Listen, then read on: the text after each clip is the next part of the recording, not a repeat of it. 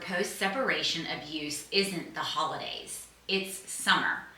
School is out, the routines disappear, vacations are planned, parenting schedules change, and for many protective moms, what should be a season of making memories quickly turns into a season of conflict. Hi, I'm Tiffany Lesnik, a family law attorney and founder of Live Free Legal. Every summer, I hear the same stories from women across the country. He waited until the last minute to tell me he wanted vacation. He brought the children home so late that we missed our flight. He refuses to tell me where they're staying when they're on vacation. He suddenly wants all this extra parenting time, even though he barely exercised his regular visitation all year. If that sounds familiar, I want you to know something. You're not crazy and you're not alone. Today we're talking about 3 manipulation tactics abusive exes commonly use during the summer, and more importantly, how you can respond strategically instead of emotionally. Before we dive in, I want to make one thing clear.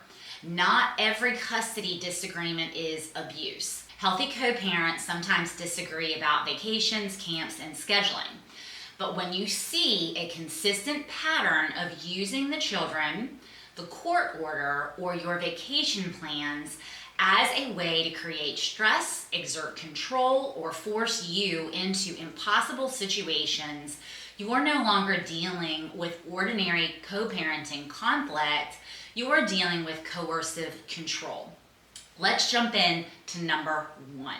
The number 1 tactic that an abuser will use to interfere with your vacations is creating emergencies to sabotage your vacation, right? You finally planned the beach trip your children have been looking forward to all year. The hotel is booked, the flights are paid for, everyone is excited and ready to go.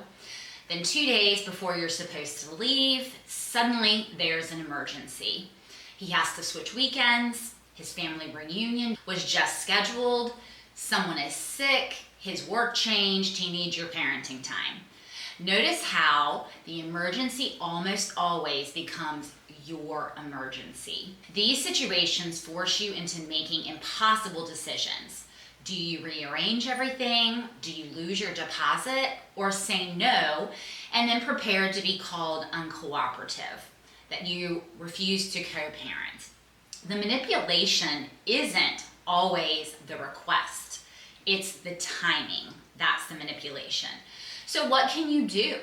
Don't make decisions in the heat of the moment. Before agreeing to any last minute changes, pull out your custody order and ask yourself, does my court order require me to agree? Is this truly an emergency or simply poor planning on his part, right? If I accommodate this request, am I creating a pattern for myself that could become expected, right? Respond calmly in writing and keep your communications child-focused. Don't accommodate his request if you're not required to. If the court order doesn't require you to and you're going to forfeit significant money, upset your children and your schedule in the process, there's nothing that requires you to change your time.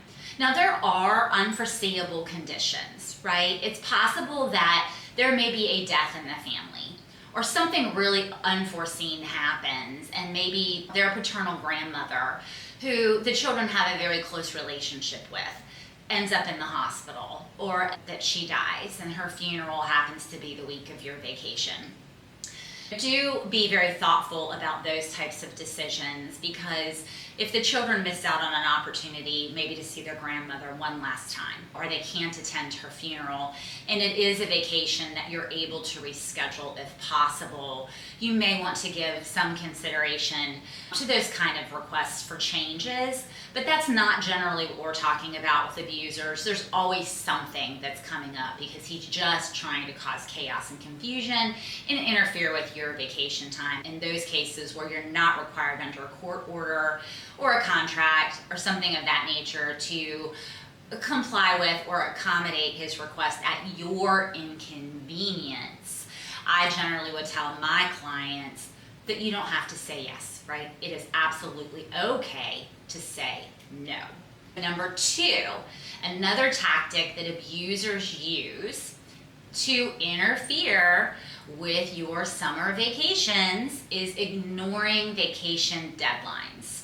So many court orders require vacation dates to be exchanged by a certain deadline, right? He has to notify you, or you have to notify him by a particular date, maybe April 15th, maybe June 1st. A lot of times you see tax day, April 15th in court orders. I guess it's an easy day because everybody's panicked about that day to remember, hey, I've got to give my deadline for vacation too.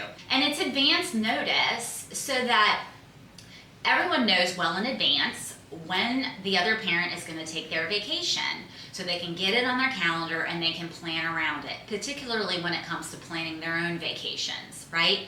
Court order might also say you have to give 30 days or 60 days, 90 days notice, something like that. Whatever your court order requires, instead of complying, he waits. Then, after you've already made all your plans, he suddenly demands vacation time, right? And it may very well be likely that he wants to demand his vacation time, you guessed it, on your vacation time or during your vacation time. So now you're scrambling to rearrange everything because he failed to follow the court order. Here's what I tell my clients. A court order is not a suggestion, right? Deadlines exist for a reason. When one parent repeatedly ignores those deadlines, document it because patterns matter. So what can you do in a situation like this? Know your parenting order or your court order inside and out. If your court order or your parenting agreement contains notice deadlines, follow them, enforce them, and keep proof that you complied. If the other parent misses the deadline, avoid feeling obligated to rearrange plans simply because they waited too long. Now, there is something to be said about reasonableness here, okay? So if there's a deadline at April 15th and he notifies you April 20th, so 5 days later, I don't think it makes you look good in front of the eyes of the court if you then say, no, you're not getting your vacation this year because you waited 5 days too long, right? We need to appear reasonable. But if he waits until July 15th and your vacation is scheduled for July 20th and he's using it as a tactic to interfere, I think you certainly can say, I'm really sorry. The court order required you to notify me by April 15th. It is now July 15th. The time for you to notify me of your vacation has elapsed, and I've already scheduled my vacation, and I notified you in time pursuant to the terms of the court order, and I cannot accommodate your request. Now, if you want to make yourself look good in the eyes of the court, you could say, however, there is still a month and a half left of summer. If you'd like to choose another week or another date, I'm certainly happy to work with you, right? So you can refuse the date that he's trying to take, but maybe accommodate and try to work with him on another date that is more convenient for you. Consider negotiating a modification or an addendum that provides for notice deadlines or a method for selecting vacation weeks. What happens if a deadline is missed, and a process for resolving scheduling conflicts if there are some of those. Clear expectations today can prevent costly litigation tomorrow. If you don't already have a court order in place that addresses how vacations shall take place, these are some things to note, right?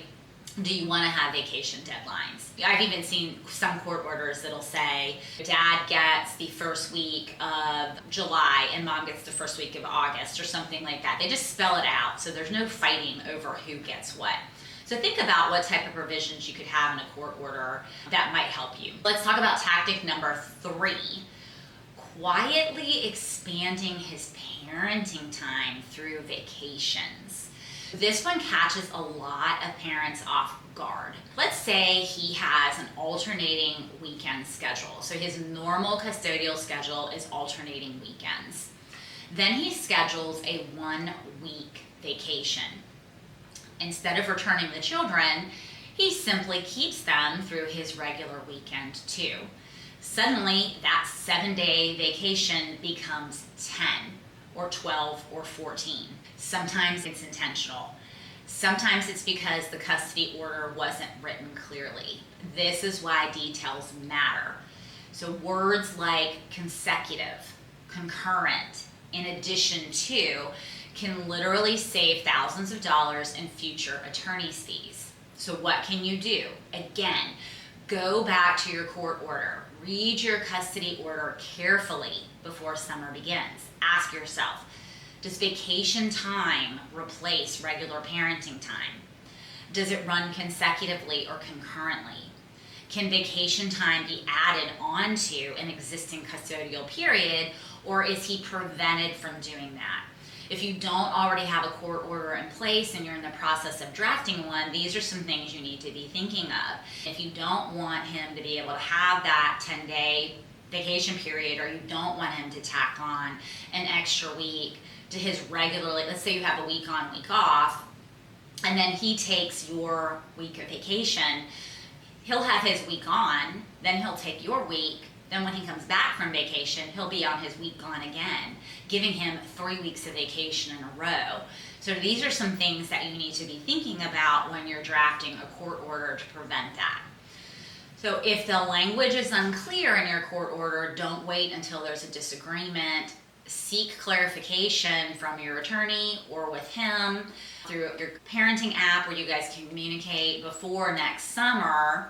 And again, if you're drafting a new order or you're drafting an order in the first place, insist that these provisions are spelled out specifically, because one sentence today can prevent thousands of dollars in attorney's fees later.